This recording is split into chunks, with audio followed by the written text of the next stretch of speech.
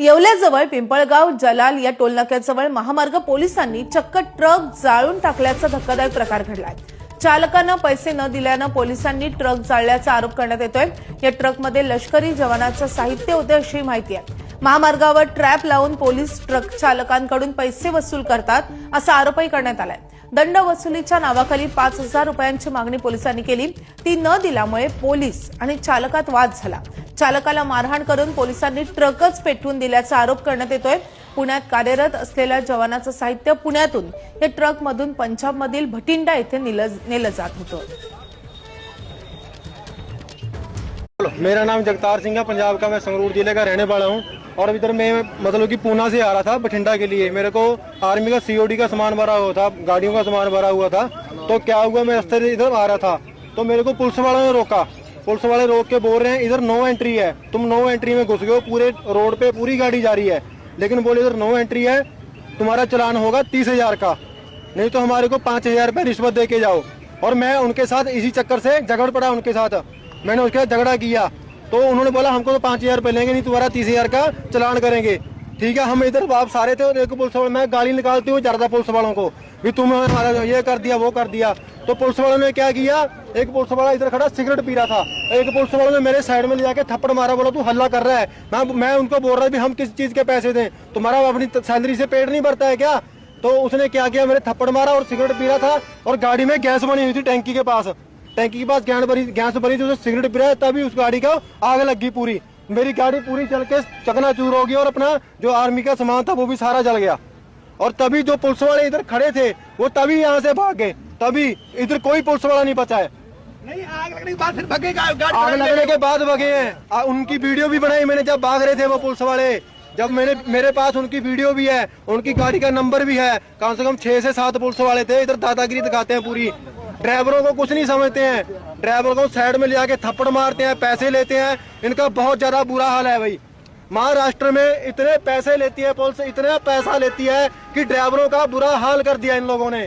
पैसे ले लेके इधर सिंधवा बॉर्डर पे जाते हैं, उधर 2-2 हजार रुपए लगता है गाड़ी का, बिना बातू का, पूरे डॉक्यूमेंट हो गाड़ी के, फिर भी 2-2 हजार रुपए लगता है। नहीं तो गाड़ी नहीं छोड़ते, कोई ना कोई कमी गाड़ी में निकाल ही देते हैं ये पुलिस वाले भाई साहब। पहिले तर येवला पोलिसांवरती ना थुकतो, अशा भिकारचोट पोलिसांवरती। ज्या पोलीस त्या ठिकाणी होते ना, एका गरीबाचा ट्रक पेटवण्यात त्या पोलिसांवरती थुकतो। आणि दुसरी गोष्ट म्हणजे ट्रॅफिक पोलीस म्हणतात की 30-30 हजार रुपये चलन करतो। ट्रॅफिक पोलिसांना 30,000 चलन करायची परमिशन तरी असते का? दुसरी गोष्ट म्हणजे नो एंट्रीची फाईन महाराष्ट्रात 1,500 रुपये आहे आणि हे बडवे सांगतात ड्रायव्हरला की 30,000 रुपये चलन करतो, इथे 5,000 दे। नो एंट्रीची फी चलन आहे महाराष्ट्रात फक्त 1,500 रुपये। आणि आता ह्या पोलिसांनी आर्मीच्या जवानांचं सुद्धा साहित्य जाळून टाकलं ह्यांच्या चुकीमुळे। जाणून बुजून पेटवलं असेल, कसं पेटवलं असेल, सिगरेट पिताना तो ड्रायव्हर सांगतोय।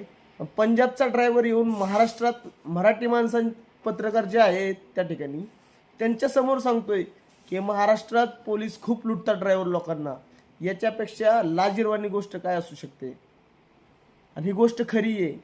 महाराष्ट्र पोलीस जे असे काही लुटर पोलीस आहेत ना, चांगले पोलीस आहेत त्यांचं काही नाही, जे असे लुटर पोलीस आहेत ना यांच्यामुळे सगळ्या महाराष्ट्राचं नाव खराब होतंय।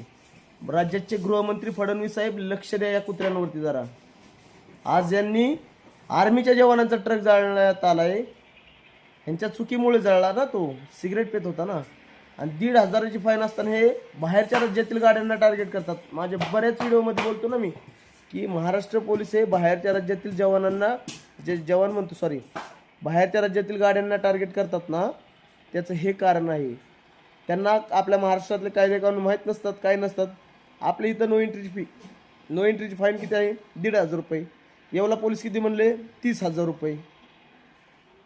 आणि 30,000 दे फाईन मारतो, नाहीतर 5,000 दे। 5,000 ही लाच हे पोलीस मागतात। इतकी लाजिरवाणी गोष्ट ना, 5-5 हजार रुपये मागता भिकार चोटांनो तुम्ही ड्रायव्हर लोकांकडून। 5,000 रुपये असे घोडे लावले पाहिजेत ना या पोलिसांना। ज्यांच्या चुकीमुळे हे झाले ना यांना कायमस्वरूपी कामावरून काढलं पाहिजे गृहमंत्र्यांनी आणि यांना जेलमध्ये सडावलं पाहिजे मरेपर्यंत।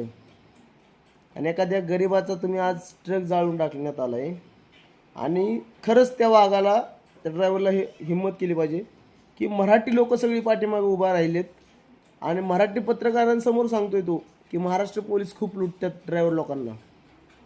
याच्यापेक्षा दुर्भाग्य काय असू शकते या महाराष्ट्राचं. आणि ह्याच महाराष्ट्रातल्या अशा काही लुटारू पोलिसांनी महाराष्ट्राचं नाव पूर्ण भारतात पर इज्जत घालवली महाराष्ट्राची. फक्त हे काही जे लुटारू ट्रॅफिक पोलीस असतात ना, यांच्यामुळं नाव खराब होतं पूर्ण महाराष्ट्राचं. आता तरी कुठेतरी आणि कुठेच ते छगन भुजबळ साहेब, तुमच्या तालुका तुमच्या मतदारसंघात हा घटना घडली आहे. आर्मीच्या जवानांचं साहित्य जाळून टाकण्यात आले. जो ट्रक पुण्यातून आर्मी जवानांचं साहित्य घेऊन पंजाबला भटिंड्याला चालला होता. आणि किती लाजिरवाणी गोष्ट ही आपल्या राज्यकर्त्यांसाठी सुद्धा. आज पोलिसांच्या हात एवढे वरती गेलेत की ते आर्मी जवानांचं साहित्य सुद्धा जाळून टाकण्यात आले. काय बोलायचं अशा पोलिसांवरती, किती बोलायचं. लाज वाटते. 5-5 हजार रुपये ह्यांच्या बापाच्या घरची पेन ठेवली का ड्रायव्हरकडे? का आईने दिलते का बायकोने दिलते का भावाने दिलते का बहिणीने दिलते? 5,000 रुपये ठेवायला त्यांच्याकडे. 30,000ची फाईन मारते. इतकं खोटं बोलतात हे भडवे. आणि यांच्यावरती कुणाचाही आक्षेप राहिला नाही. हे दिवसभर लुटतात आणि ह्यांचे जे वरचे जे अधिकारी आहेत ना, त्यांच्यापर्यंत ह्याचा हप्ता जातो. आणि वरचे अधिकारी याच्यावरती पांघरायचं काम करतात. सगळ्यांना सगळ्या गोष्टी माहीत असतात, कारण हप्ते त्यांच्यापर्यंत पण जात असतात. ट्रक पेटल्यानंतर सगळे भिकारचोट पोलीस जे होते त्या ठिकाणी लुटत होते ड्रायव्हर लोकांना, ते सगळे गांडीला पाय लावून भिकारचोट पोलीस पळून गेले. सगळे पळून गेले. जर तुम्ही काहीच चुकी केली नव्हती ना, मग भिकारचोटानं तुम्ही त्या ठिकाणाहून पळून का गेला?